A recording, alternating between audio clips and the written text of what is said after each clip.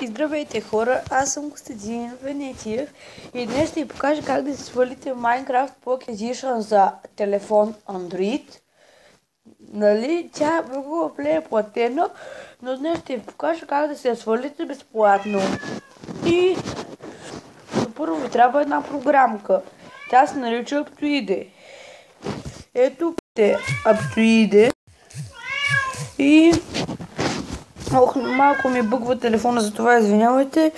Ето, аз съм търсил Aptoide Installer.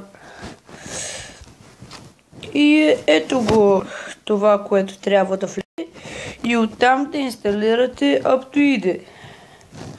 От тази програма всичко, което ви е платено в Google Play, на безплатно си платно. Натиснете Now и това едно. Ако сте от Chrome, има едно допълнително. Трябва да натиснете OK на това. И го имам, затова когато натиснете OK, ще започне ето тук в известна.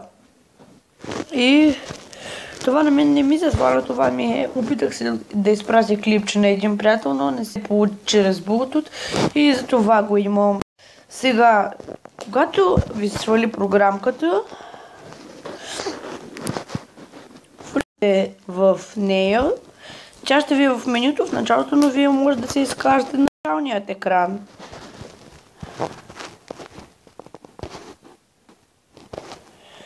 И кога съм я свалил и не мога да я намеря. Ето я.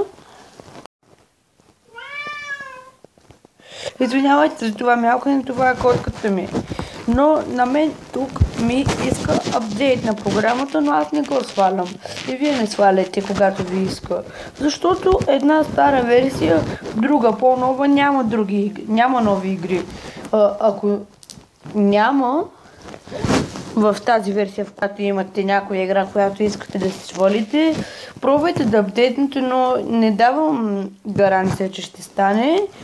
И сега влизате в Stories, натискате Subscribe Store, пишете MiWowPV с английски букви, нали знаете как се пише? Ето MiWowPV Subscribe и ще ви излезне ето го. После влизате в Top Applications и Minecraft Pocket Edition. Ето това ви е най-новата на Minecraft. И ето виждате оригиналните снимки са си тук. Това е оригиналната игра. Ако искате модове, сега ще ви покажа. Ще ви трябва обаче ето тази програма. Ако искате модове, мод означава хак. И аз тази програма я имам, а сега ще ви покажа откъде да се сваляте мобовете и хаковете. Вместо модове ще казвам хакове, защото някои хора може да не са свикнали с тази дума. Влизате в Google Play.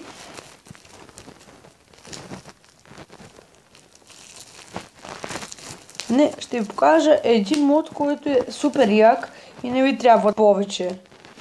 На мен един приятел от моят клас ми го показа и сега ще ви покажа.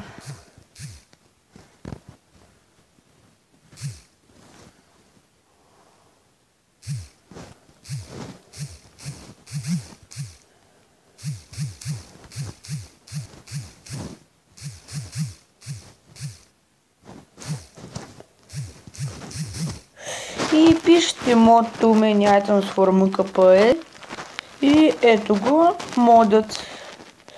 Влизате вътре, когато го инсталирате, излезне, че ви трябва тази програмка Block Launcher, която ви показах преди малко. Но вие вече ще имате и ще ви излезнат две неща. Вие трябва да натиснете второто. I got it, мисля, че беше.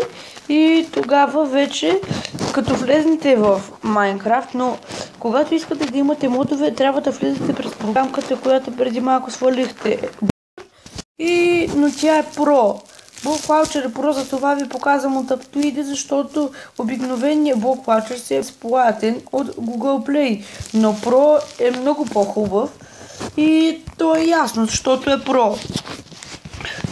Към описанието съм добавил един мултиплеер сървър, ето го, вижте как се прави. Тук натискате това и като напиша IP, ето тук пишете, което се казва IP. А тук не може да е каквото си искате, затова ще напиша само IP в описанието. И така, сега ще видите, че модът ми е генериран. Но когато сте в мултиплеер сървър, модове не може. Това е малко гадно. И ето виждате, модът ми е генериран. Сега ще го направя ден. Мога да се телепортвам, да променям скоростта на играта, мога да се хелтвам. Вижте, има и една особеност в този хак, която е хубава. На сейфъл, да летя. Това е особеност на хака, която е много хубава. Вижте, това да си купчета в небето. Сега ги щупя и ще нещо се убия. Каба! Самоубих се, майко! Аз умрях! И ето ме респаунът. И летящ, както винаги. И тук сега ще покажа как да си взимате неща. Например, лък. Натискам и си взимам един лък. Сега ще потърся стрелите. Но мисля, че ги няма тук. Трябва да са ето тук с всички работи. И затова трябва да ги намеря някъде тук. За да ги взема, разбира се. И ето ги стрелите. 255 стрели. Сега ще енчантвам. Ето вижте. Натискате енчант и тук са всички енчантове.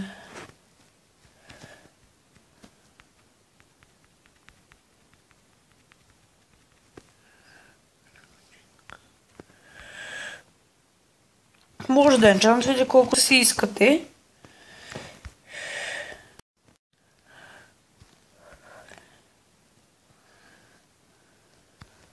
Аз енчантвам по-малко, за да може да е по-бързо.